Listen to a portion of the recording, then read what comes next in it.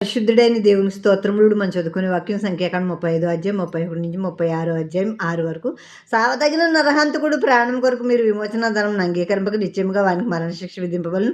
మరియు ఆశ్రయపురమునకు పారిపోయిన వాడు యాజకుడు మృతి పొందక మునుపు స్వదేశమును నివసించినట్లు వాని చేత విమోచన ధనం అంగీకరింపకూడదు. మీరును దేశమును అపవిత్రపరచుకొనకూడదు. నరహత్య దేశమును అపవిత్రపరచును కదా. దేశంలో సిందిన రక్తం నిమిత్తం సిందిన వాని రక్తం వల్లనే ప్రాయశ్చిత్తం కలుగును కానీ మరి దేని వలన కలగదు. మీరు నివసించు దేశమును అపవిత్రపరచకూడదు.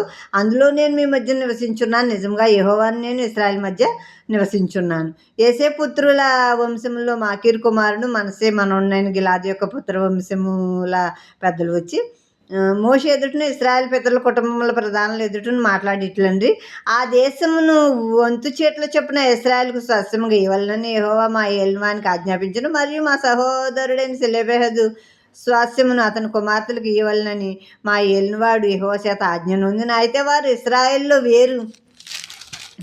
వేరు గోత్రపు వారిని ఎవరినైనా పెళ్లి చేసుకున్న ఎడల వారి శ్వాసం మా పెద్దల శ్వాసం నుండి తీయబడి వారు కలుసుకున్న వారి గోత్ర స్వాస్యముతో కలుపబడి మాకు వంతు చీట్లు చొప్పున కలిగిన స్వాస్యము నుండి విడిపోవును. కాబట్టి ఇశ్రాయేలుకు సునాద సంవత్సరం వచ్చినప్పుడు వారి శ్వాసం వారు కలుసుకున్న వారి గోత్ర స్వాస్యముతో కలపబడిన కనుక ఆ వంతు మా పెద్దల గోత్ర స్వాస్యము తగ్గిపోవుననగా మోషే యెహోవా సెలవిచ్చినట్లు ఇశ్రాయేలుకు ఆజ్ఞాపించి ఇట్లని యోసేపు పుత్రుల గోత్రికులు చెప్పినది న్యాయమే.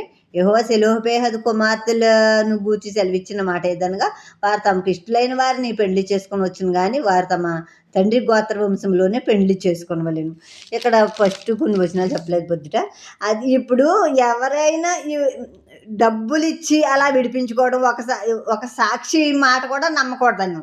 ఇప్పుడు ఒకరిని చంపుతుండగా ఒక సాక్షి చూసి పరిగెట్టుకొచ్చి చెప్పాడు అనుకో, ఒక్కని మాట మీద శిక్ష ఖరారు చేయకూడదు. అంటే 2-3 సాక్షులు ఉండాలి. కనుక ఒక సాక్షి మాట మీద మీరు తీర్పు తీర్చొద్దని ఉంది. అలాగే డబ్బులు ఇచ్చి నరహంతకుడు విడిపింపబడాలి ఆ శిక్ష నుంచి అనుకుంటే అది చెల్లదు. నరహంతకుడికి మళ్ళీ మరణశిక్ష విధించమని ఉంది. ఆశ్రయపురం నుండి అప్పుడున్న ప్రధాన యాజకుడు చచ్చిపోయేదాకా ఆశ్రయపురం నుండి బయటకు రాకూడదు.